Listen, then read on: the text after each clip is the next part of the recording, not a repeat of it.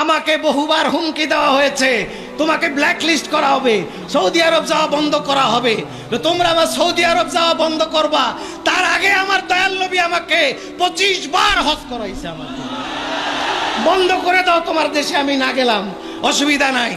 আপনার বিরুদ্ধে আন্তর্জাতিকভাবে মামলা হতে পারে, আন্তর্জাতিক মামলা হলে আমি আরো খুশি, আমাকে নিয়ে জেলে রেখে দেন।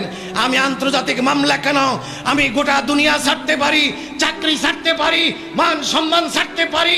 যদি আমাকে জঙ্গলের কোনো গর্তে বসবাস করতে হয় সেটা আমি রাজি আছি, কিন্তু আমার রাসূলকে আমি বুক থেকে সরাতে পারবো না, আমার রাসূলকে আমি বলতে পারবো না।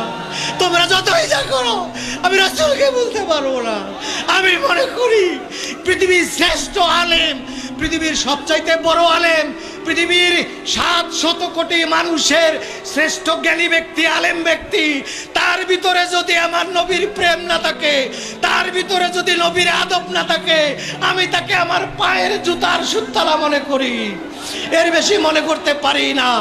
রাস্তার মুচি, রাস্তার চামার, রাস্তার একটা সুইপার যদি তার কলিজায় নবীর প্রেম থাকে, নবীর আদব থাকে, আমি আমার মাথার তাজ তাকে আমি মনে করি। সুতরাং এর ঊর্ধ্বে আমি যেতে পারবো না।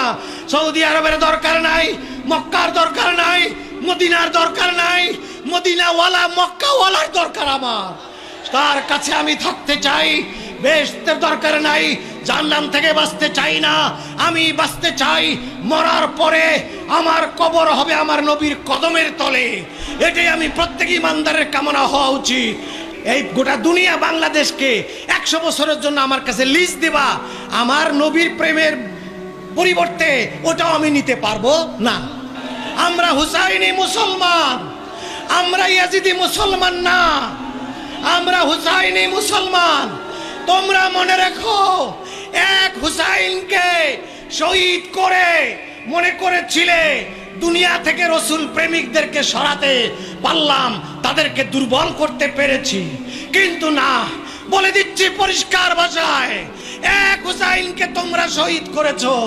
গোটা বাংলার প্রত্যেকটা রসুল প্রেমিকের কলিজায় একজন করে জীবিত হুসাইন মওজুদ আছে।